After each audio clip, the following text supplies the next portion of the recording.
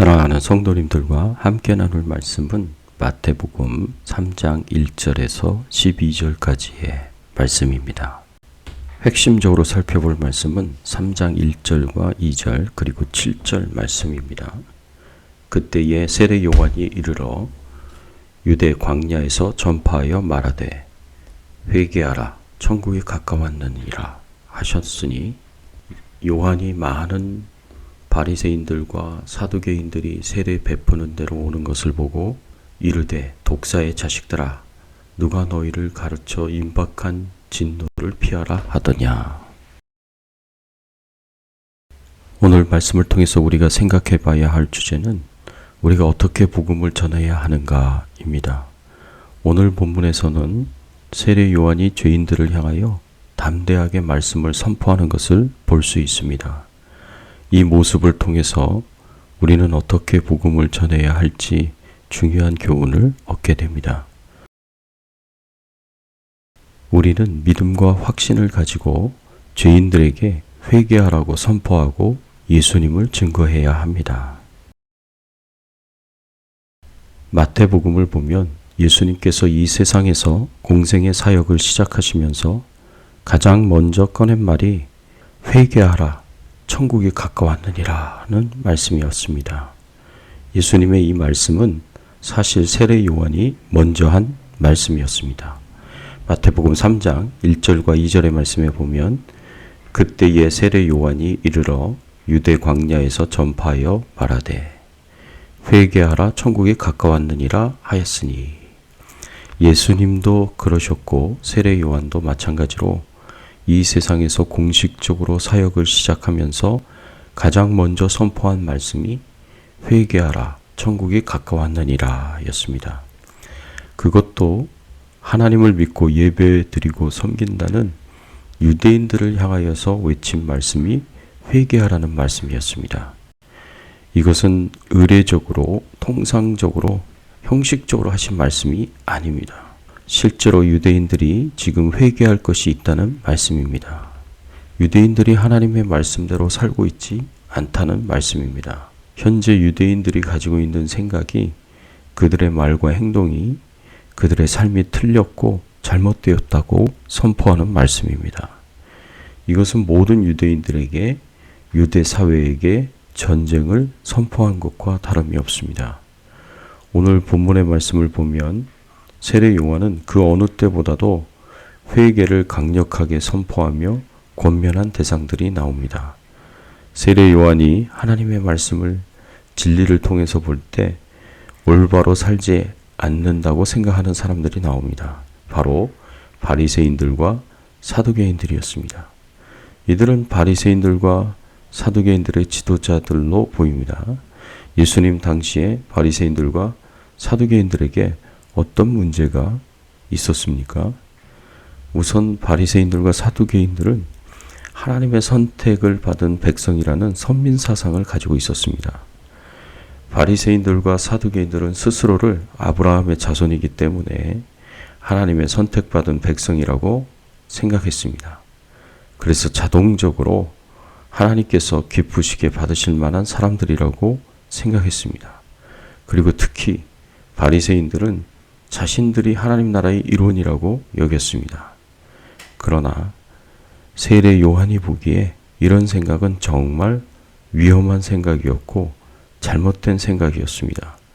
그래서 세례 요한은 이들에게 뭐라고 권면합니까? 9절의 말씀에 보면 속으로 아브라함이 우리 조상이라고 생각하지 말라.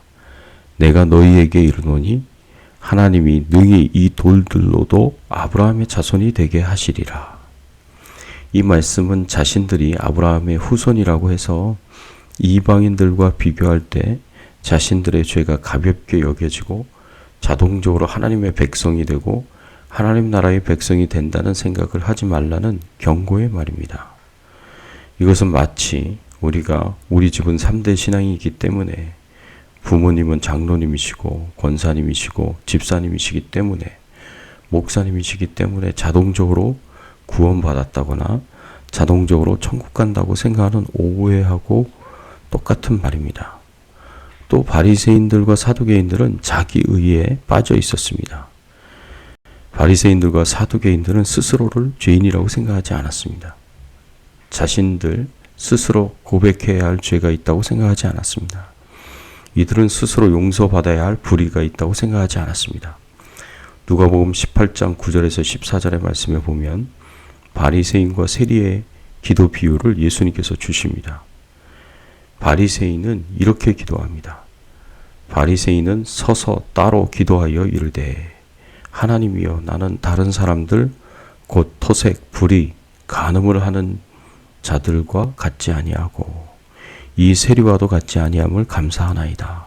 나는 일해에 2번씩 금식하고 또 소득의 11조를 드리나이다 하고 바리새인들은 다른 사람들이 세상 죄인들이 죄 짓는 것처럼 자신은 죄 짓지 않는다고 떳떳하게 하나님 앞에서 기도합니다. 자신을 의인이라는 말입니다. 자신은 죄가 없다는 말입니다.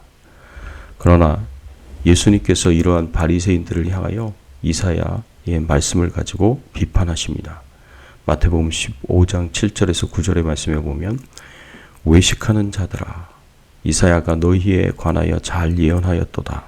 일러스되 이 백성이 입술로는 나를 공경하되 마음은 내게서 멀도다. 사람의 계명으로 교훈을 삼아 가르치니 나를 헛되이 경배하는도다 하였느니라 하시고 바리새인들과 사두개인들은 이런 엄청난 죄악을 행하고 있으면서도 율법을 지키기 위해 만든 세부 규정들, 장로들의 전통을 잘 지키고 있으니까 스스로 죄가 없다고 생각하는 착각 속에 빠져 있었습니다.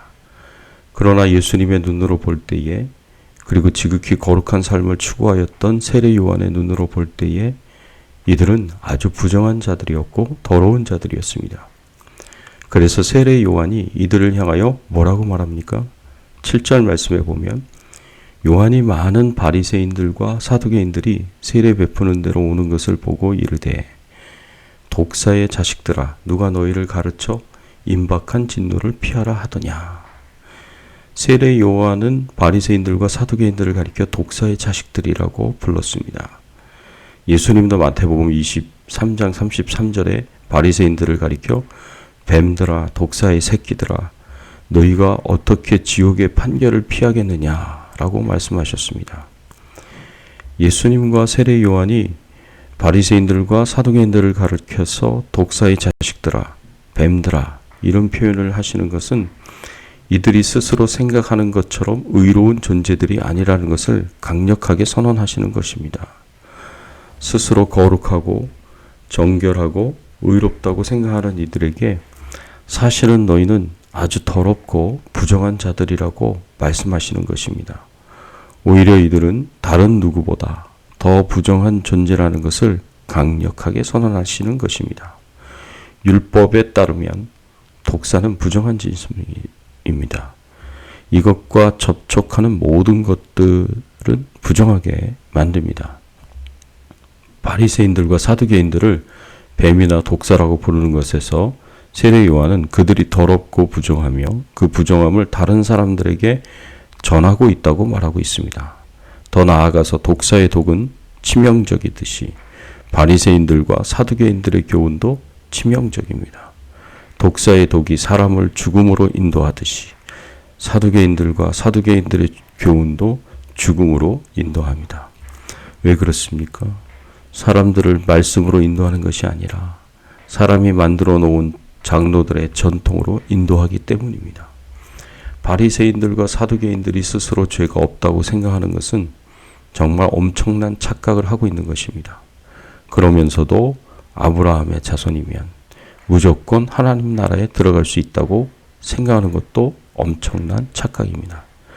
이런 착각을 가지고 있는 바리새인들과 사두개인들이 왜 세례 요한에게 와서 회개의 물세례를 받는 것이겠습니까?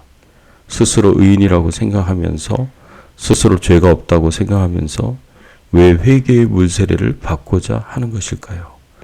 그것은 세례 요한이 선포한 임박한 하나님의 진노와 심판을 피하고 싶어 했기 때문입니다.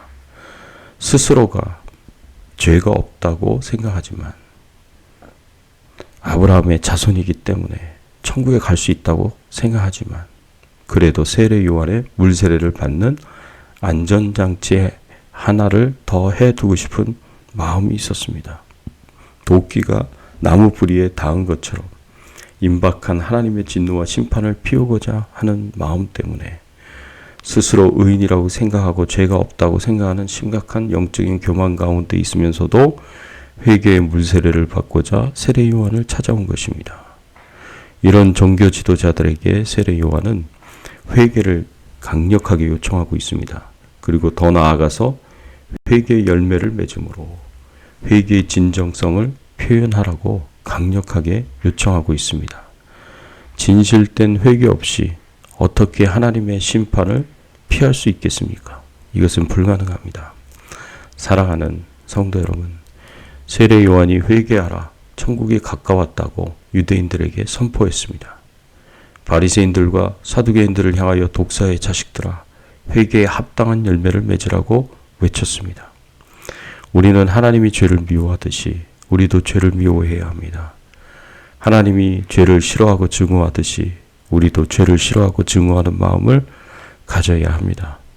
그래야 내가 회개의 진정성을 회복하여 변화된 삶을 살 수 있는 것이고 공동체를 향하여서 세상을 향하여서 담대하게 회개하라. 천국이 가까웠다. 회개에 합당한 열매를 맺으라고 담대하게 말할 수 있는 것입니다. 사랑하는 성도 여러분, 우리는 죄악에 대한 심각한 책임의식을 가져야 합니다. 우리의 가정과 공동체와 이 세상의 죄악을 향하여 심각한 책임의식을 가져야 합니다. 하나님께서 이 책임을 우리에게 요구하십니다. 죄를 용납하지 마십시오. 죄와 싸우십시오. 포기하지 마십시오. 이길 때까지 싸우십시오. 진정한 회개야말로 죄로부터 승리를 선언하는 것입니다.